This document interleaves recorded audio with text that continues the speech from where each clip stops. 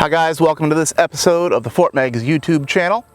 In this episode we are going to talk about the Stockade Wall of Fort Meigs Historic Site, how it was built originally, how the soldiers used it during the War of 1812. So be sure to stick around, there's a lot more coming right up.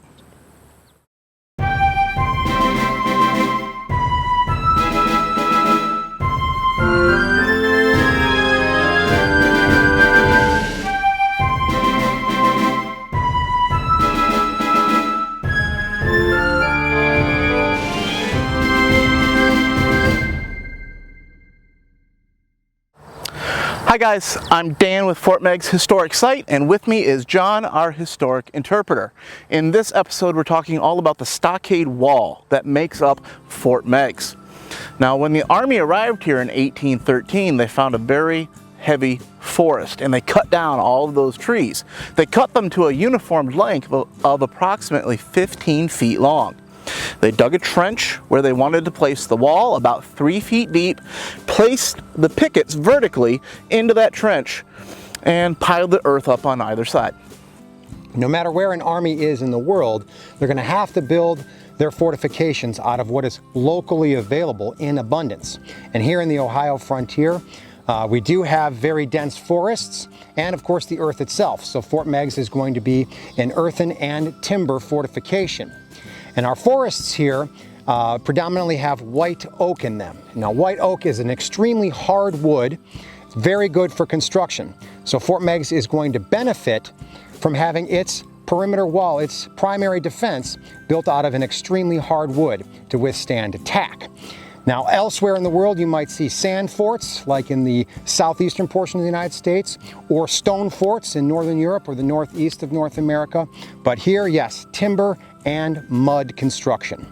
And you mentioned the perimeter. It is a very large perimeter here at Fort Meigs. It's almost a mile long, and that takes a lot of trees. In fact, we estimate 3,500 trees were cut down to originally build Fort Meigs.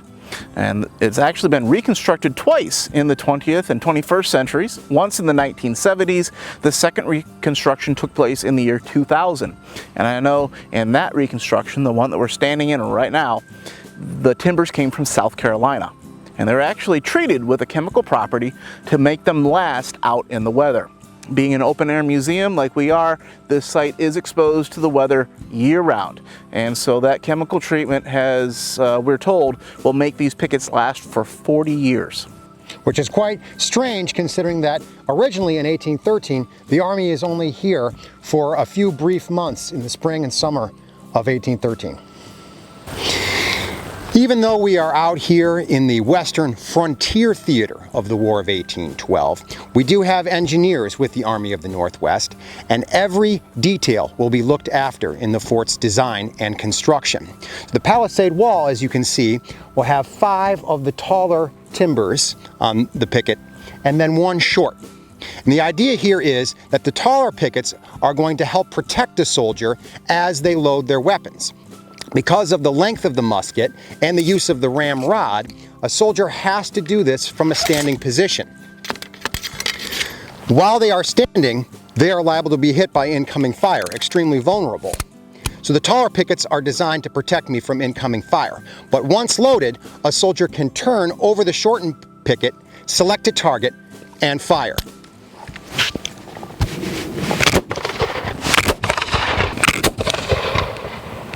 Now, despite what John said about the soldiers being able to fire over the wall, that is a very important feature of the defenses here at Fort Meigs.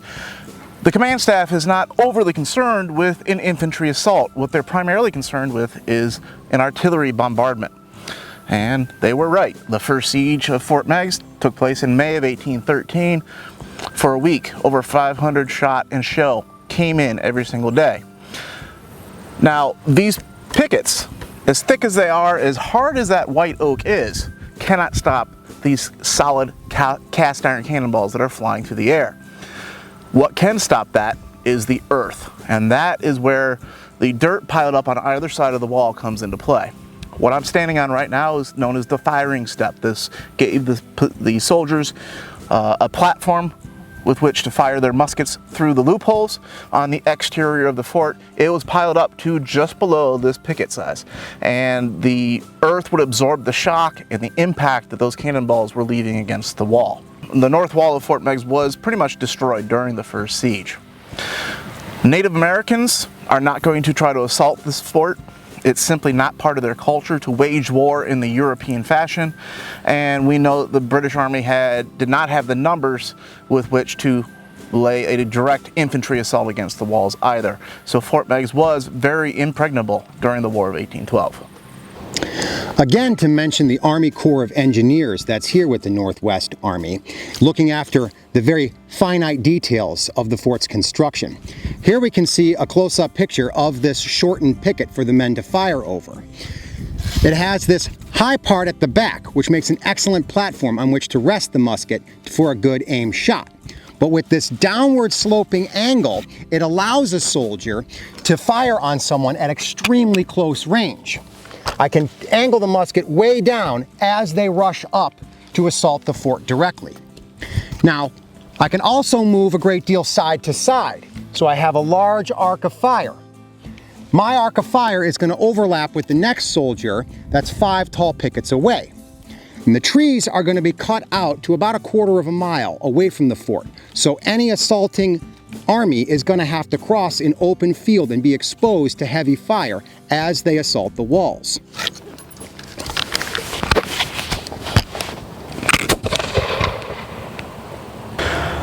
So that's all the information about the Stockade Wall here at Fort Meigs Historic Site. Thank you so much for joining us. If you have any questions or comments, be sure to drop those in the comments section down below. Stay tuned for new episodes of Fort Meigs Friday coming up every single week. Subscribe to the channel to get those notifications. Check out our website at fortmeigs.org, and we will see you next time.